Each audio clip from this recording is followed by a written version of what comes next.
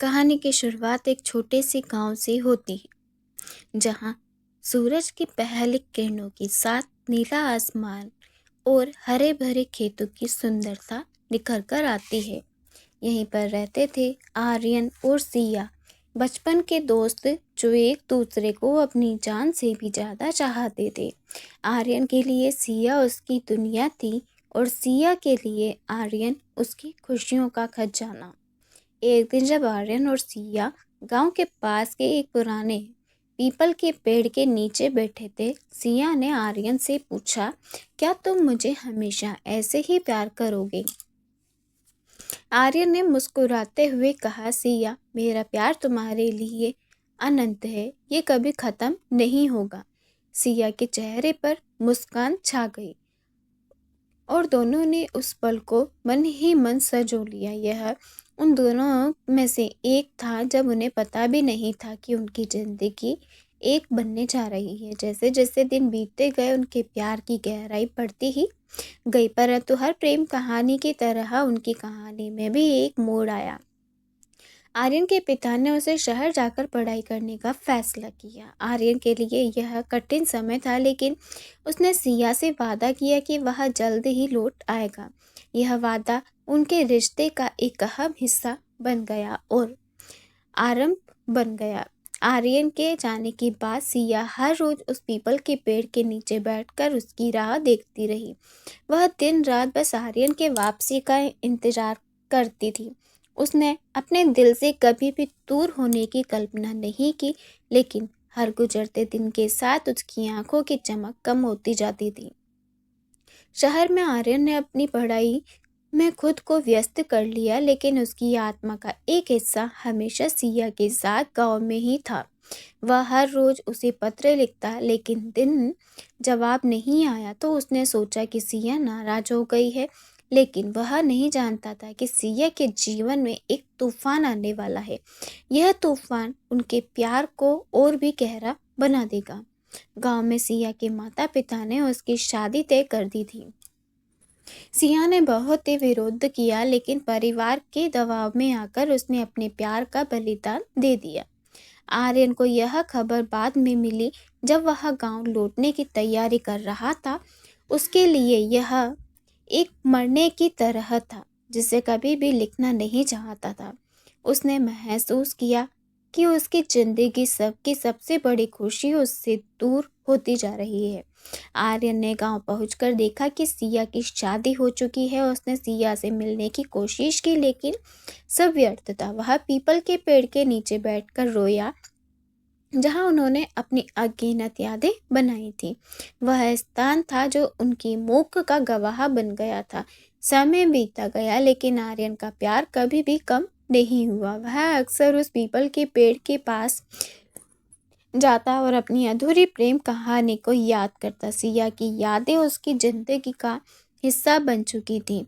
वह जानता था कि यह एक गम का समय है, लेकिन उसने कभी भी हार नहीं मानी और उसने अपने प्यार को अपने दिल में संजो कर रखा, जैसे कि वह एक अनमोल खजाना हो। कुछ वर्षों बाद आर्यन ने सुना कि सिया की शादी सफल नहीं रही। वह उससे मिलने गया, लेकिन इस बार सिया ने ही उसे रोक दिया। उसने कहा, आर्यन, हमारा प्यार हमेशा अमर रहे, अब हम साथ में नहीं हो सकते। आर्यन ने सिया की आंखों में देखा और कहा कि सिया, तुम्हारा प्यार मेरी जिंदगी की सबसे बड़ी ताकत है। मैं हमेशा तुम्हारे लिए खुश रहना चाहता हूँ। यह सुनकर सिया की आंखों में आंसू आ गए, लेकिन वह जानती थी कि उनकी प्रेम कहानी का यही अंत है। इसी तरह आर्यन और सिया की कहानी एक अधूरी प्रेम कहानी बन गई, जिसे लोग अधूरी प्रेम कहानी के नाम से जानते हैं। उनका प्यार भले ही अधूरा रह गया हो, लेकिन उनकी यादें हमेशा जीवित रहेंगी। ये कहानी बताती है कि सच्चा प्यार कभी भी खत्म नहीं होता, भले ही परिस्थितियाँ कितनी भी कठिन क्यों ना हो। आर्यन ने अपने जीवन को सिया की यादों के साथ बिताने का फैसला किया और उसने उस पीपल के नीचे पेड़ के नीचे एक छोटा सा मंदिर बनवाया, जहां वह हर रोज आकर सिया के लिए प्रार्थना करता है और यह मंदिर उनके प्रेम का प्रतीक बन गया, जहाँ लोग आकर उनकी अमर प्रेम की कहानी सुनते हैं और सीखते हैं कि सच्चा प्यार कभी भी नहीं मरता। सिया और आर्यन की कहानी एक प्रेरणा बन गई जो लोगों को सिखाती है कि प्यार की ताकत असीमित होती है, और उनकी कहानी ने कई दिलों को छुआ और यह साबित किया कि प्रेम की यादें समय के सीमा से परे होती है। कहानी का यह अंत सिया और आर्यन ने के अमर प्रेम की गवाही देता है, जो समय की रेत पर अपनी अमिट छाप छोड़ गया। आर्यन ने उस पीपल के पेड़ के नीचे मंदिर बनवाने के बाद अपने जीवन को एक नया मोड़ देने का फैसला किया, और वह हर रोज सिया की यादों में खोकर प्रार्थना करता और अपने दिल की बात करता। गांव के लोगों ने उसी की इस श्रद्धा को देखकर प्रभावित हुए और धीरे धीरे वह एक स्थानीय संत के रूप में जानने लगा। उसकी बातें और प्रेम कहानी लोगों को प्रेरित करती, जिससे कि गांव में एक नया उत्साह भर गया।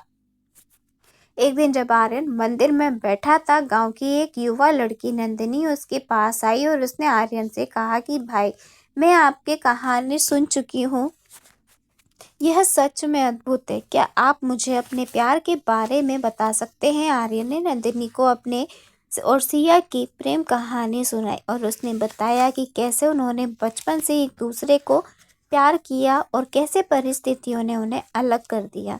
नंदिनी ने आर्यन की आंखों में सिया के लिए छिपे हुए प्यार को देखा और कहा, आपका प्यार अमर है, लेकिन क्या आप नहीं सोचते कि आपको आगे बढ़ने की कोशिश करनी चाहिए? आर्यन ने जवाब दिया, मैं हमेशा सिया को अपने दिल में रखूंगा, लेकिन मैं जानता हूँ कि जिंदगी आगे बढ़ती है, शायद मैं कभी आगे बढ़ सकूं, लेकिन सिया की यादें मेरे लिए हमेशा महत्वपूर्ण हैं। नंदनी ने आर्यन की बातों को ध्यान से सुना और कहा, आपकी कहानी सच में प्रेरणादायक है।